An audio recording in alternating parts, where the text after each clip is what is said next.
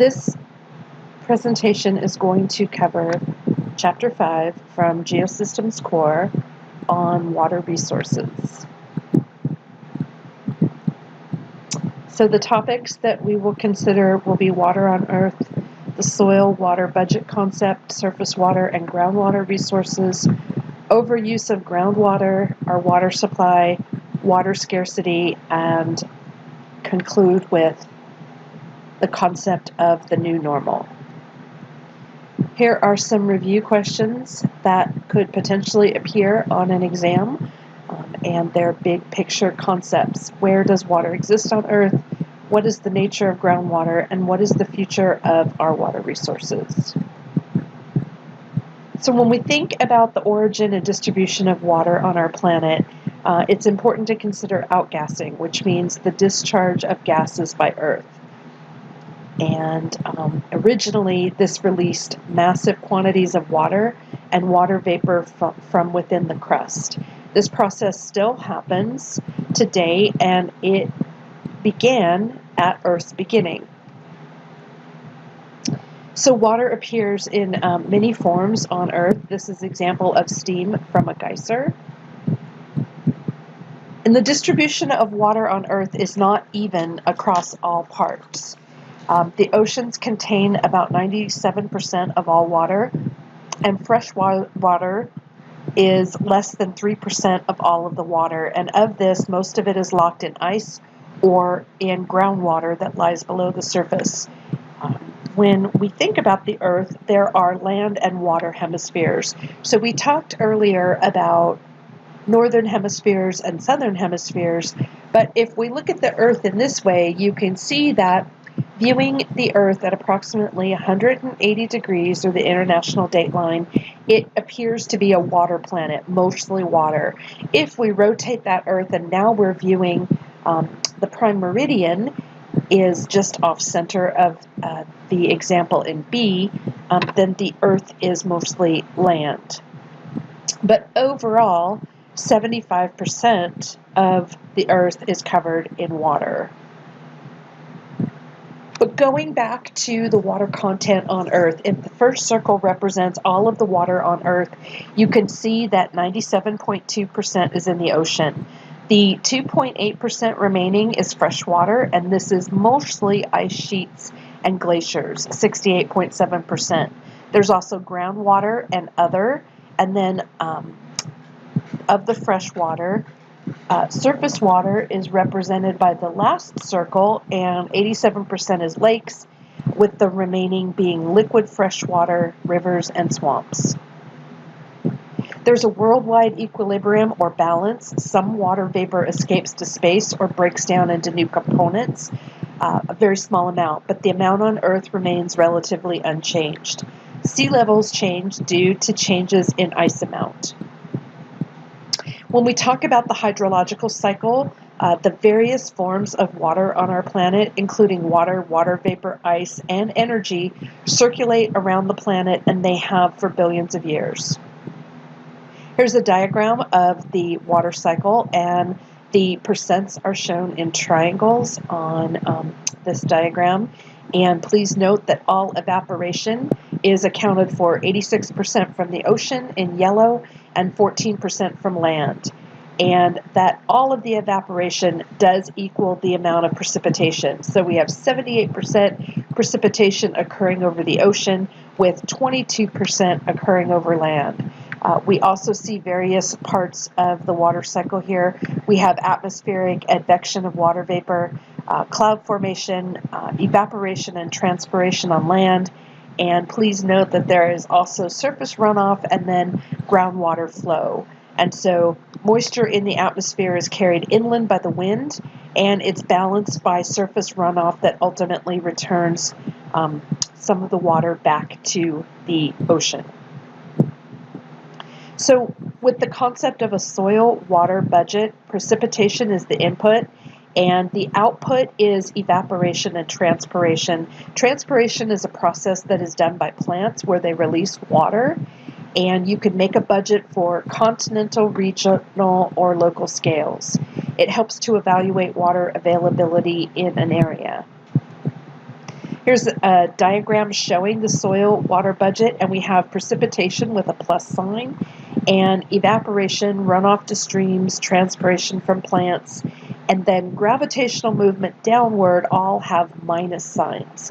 So the plus sign indicates an input to the soil moisture zone, and the minus sign indicates an output away from that soil moisture zone. There's a difference between actual and potential evapotranspiration. Essentially, precipitation is water supplied to the surface. It exits the surface through evaporation of water into the atmosphere and through transpiration from plants. The combination of these is termed evapotranspiration.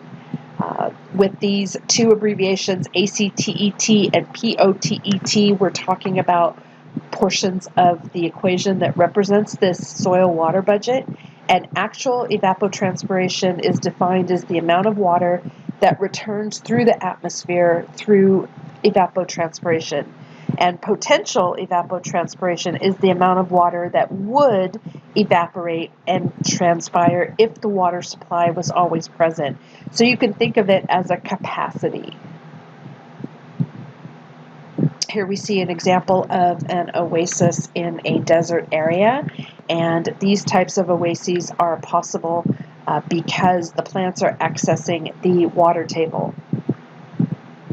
So here is a representative soil water budget. All of the moisture supply on the left in terms of rain, sleet, snow, and hail equals the actual moisture demand, which is potential moisture demand minus moisture shortage plus moisture oversupply, and then plus or minus moisture savings.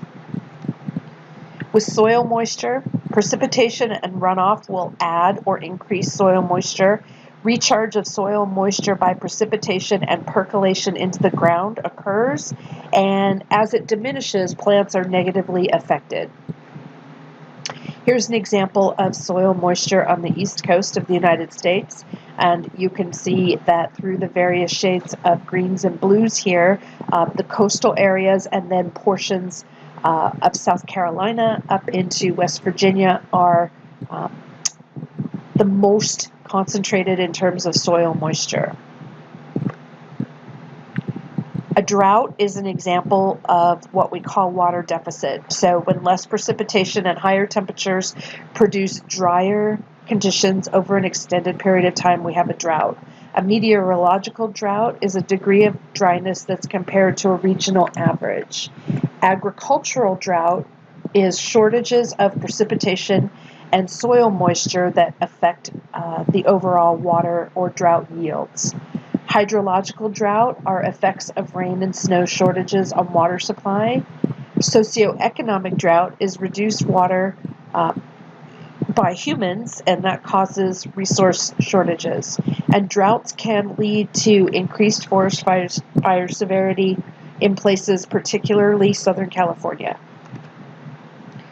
Applying the water budget concepts, we have precipitation is equal to the actual evapotranspiration plus surplus plus or minus a change in soil moisture. When the demand exceeds the supply, we have a deficit.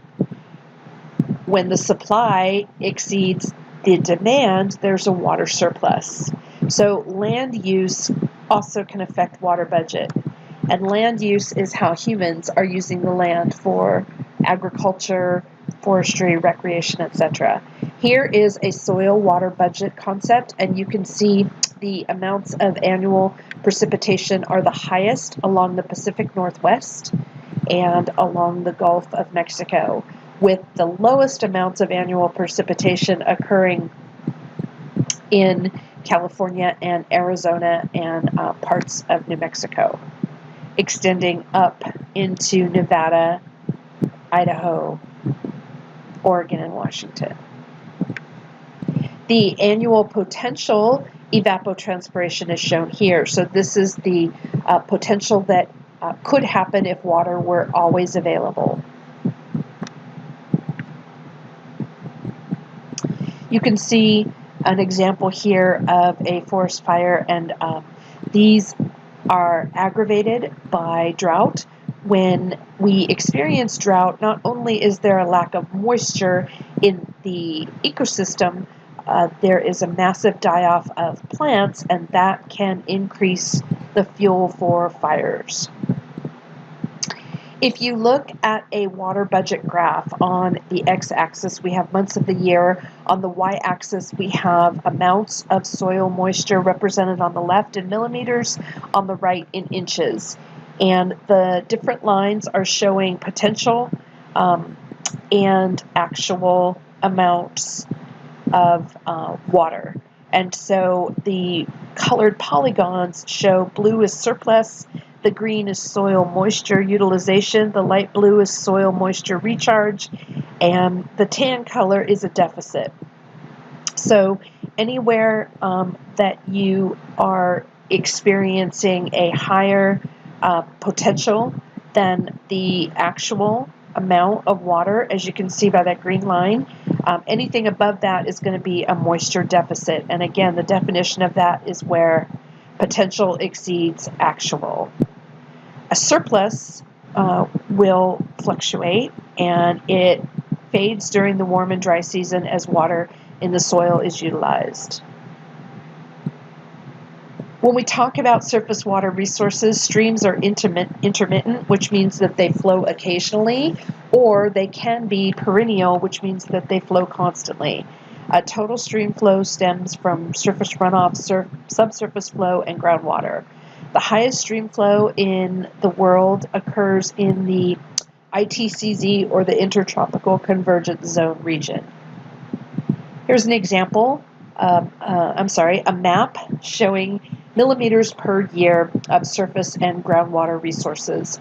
The highest concentrations are found in South America and in the central parts of Africa, portions of Asia, and in Canada and the northern part of the U.S. The lowest occurs in the central U.S., parts of South America, and northern Africa, southern Africa, and most of Australia, and a great deal of Europe. Surface water resources, when we erect dams, that is a common way that humans will contain water surplus. The largest dam in the world is the Three Gorges Dam on the Yangtze River in China. And here is a satellite image showing changes in a dam between 1987 and 2004. And then the final image on the right is showing you the river flow. And this, again, is showing you how there is engineering of a constructed channel that's included for shipping. So groundwater is actually an important resource. It's tied to surface water supplies, and groundwater recharge is when water enters the soil. It's heavily influenced by pollution and extraction. So the contaminants that get into the water affect that groundwater, and then extracting or pulling out that water for use is also affecting that resource.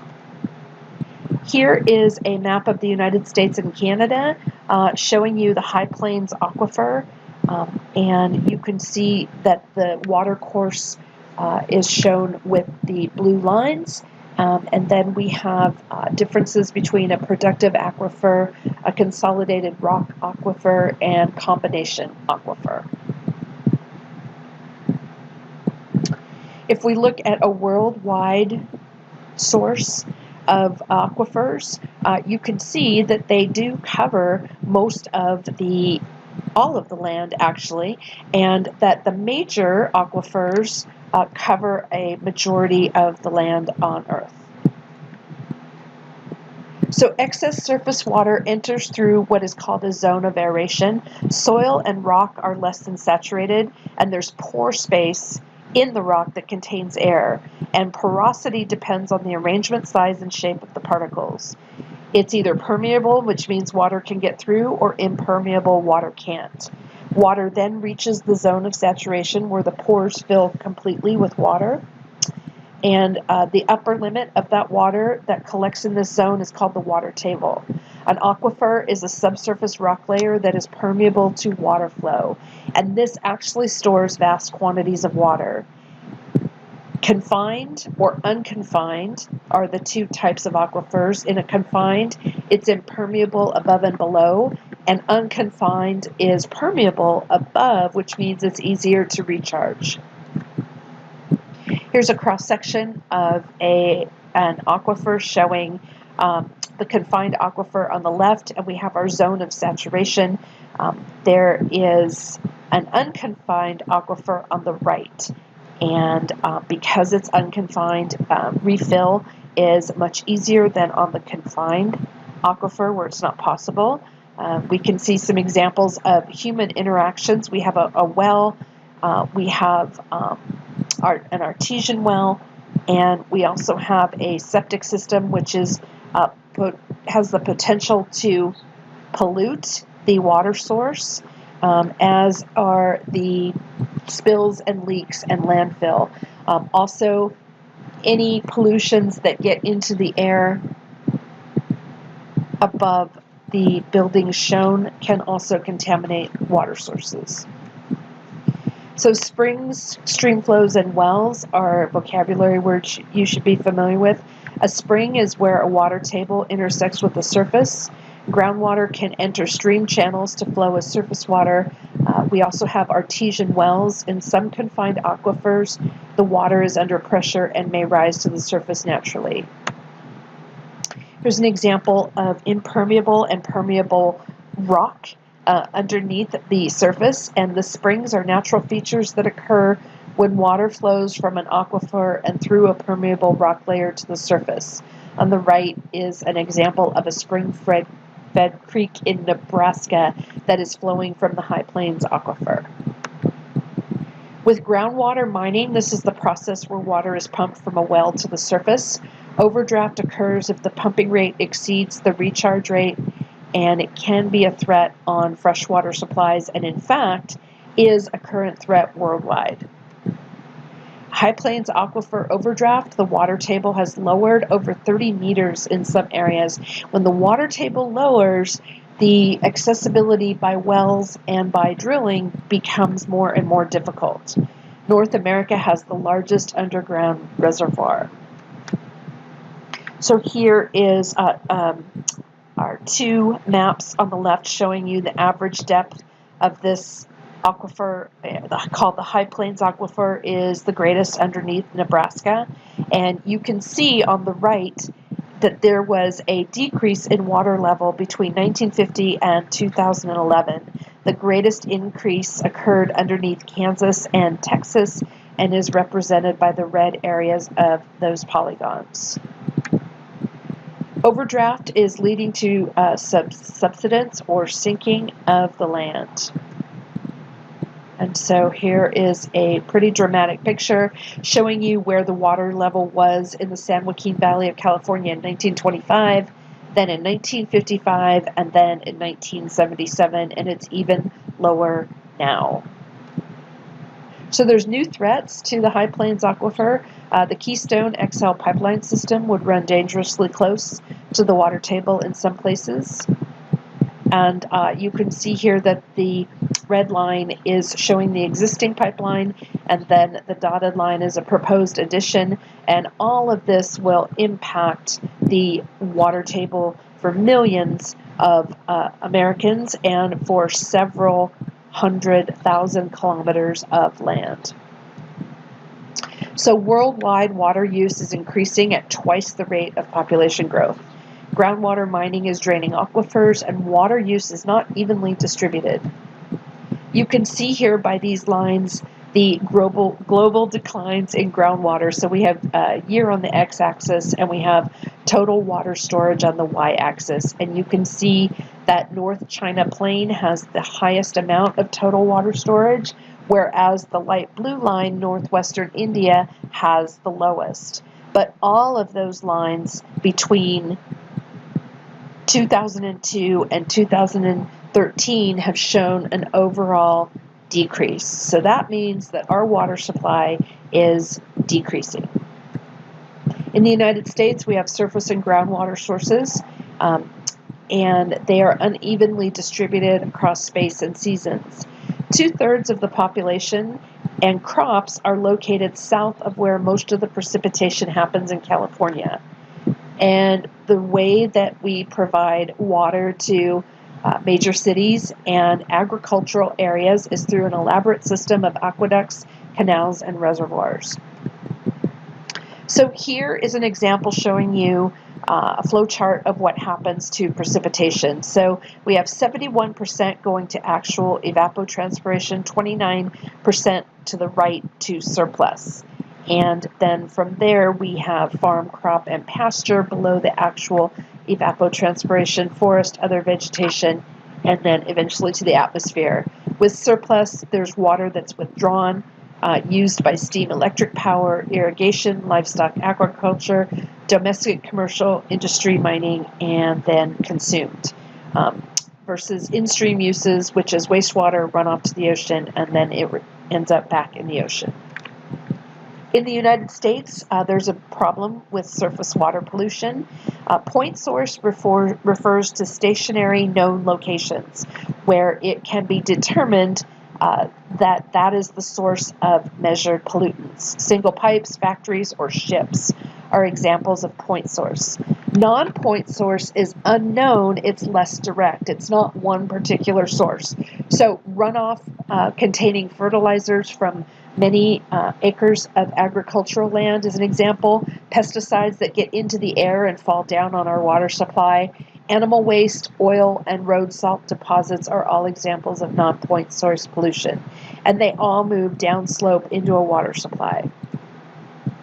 Here is an illustration showing you some point sources, factories, wastewater treatment plants, and also some non-point sources of rural homes, city streets, suburban developments, and croplands, as well as animal feedlot.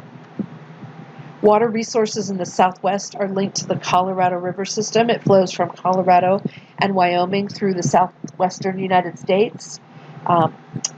It's classified as an exotic stream. The headwaters in the location of water surpluses, but remaining river flows mostly through arid lands to the sea. And cities historically that were supplied by the Colorado River were Las Vegas, Phoenix, Tucson, Denver, San Diego, and Albuquerque. So with increasing populations, there is a growing water crisis. So you can see here examples of the headwaters of the Colorado River near Mount Richtofen, and then you can see some examples of the Glen Canyon Dam near Lee's Ferry, and then the bottom image, the Colorado River stops short of its former delta, which means that the Colorado River no longer flows into the Gulf of California. It's drying up. If you look at the graph shown with letter D, you can see that the stream flow measured at Yuma, Arizona, decreased between 1910 and just before 1970, and it no longer flows. So how do we share a scarce resource? Streams vary in stream flow, and that's leading to drought. With climate change, we have higher temperatures and evaporation rates and reduced snowpack, and this can lead to even bigger problems. So solutions, waiting on 13 normal winters or heavy snowpack, many states have not stressed water efficiency and conservation. There are declining levels of water at Lake Mead, and this is showing the Hoover Dam between 1983, 2007, and then 2015, a drastic change in the water level, which is also represented in the graph. You can see year is graphed against naturalized stream flow, and those blue bars are representing the annual stream flow. The red bar is the budgeted demand, and you can see for this location called Lee's Ferry, which is near Page, Arizona, many years stream flow is insufficient to meet expected demand, which means that the water has to be piped in from somewhere else. So the Sierra snowpack, all of California relies on snow during the winter, and then it is stored in what's called a snowpack, but it's dwindling. And we are in an exceptional drought in California, and snow is decreasing at an alarming rate. It's not snowing as much as it used to. And so if we look at drought intensity for the United States, everywhere that you see the dark red or the orange is a place of exceptional or extreme drought.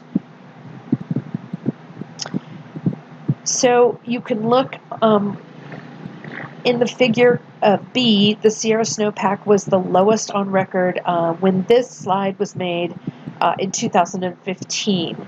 And again, those orange bars all represent areas or years, with lower than normal snowpack. And on the left, we have California Governor Brown is looking on as a Department of Water resource official points to a mark on the measuring pole that was the lowest previous snowpack.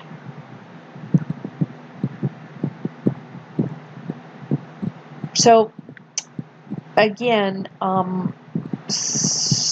water scarcity leads to many ecological problems. And so here we have increased tree mortality, which is represented by a map on the left. The darker areas are showing high tree mortality, and on the right is a picture of the Sequoia National Park in California, and you can see that there are many brown and trees, and this was not caused by insects infestation or a virus. This is drought in the Sequoia National Park. It's a global challenge. Water availability decreases as our population increases. There are solutions that are proposed. Desalination of water is a process of removing the salts and minerals and other soluble items from seawater. And it does take a great deal of time, and it's a very expensive resource. New technologies are emerging that are making it more practical, but it's not available for widespread consumer use just quite yet. Conservation is also a possibility, using drip irrigation, efficient water fixtures, and regularly checking for leaks around your house. Those are small things that you can do if you're a homeowner, or even if you're not a homeowner. Anywhere you could look for leaks and make sure that your use of water is efficient. And as a consumer, you can explore ways to reduce your water consumption. We need water for life on Earth. We certainly need to consume it as humans, and it is the basis of all of our food sources.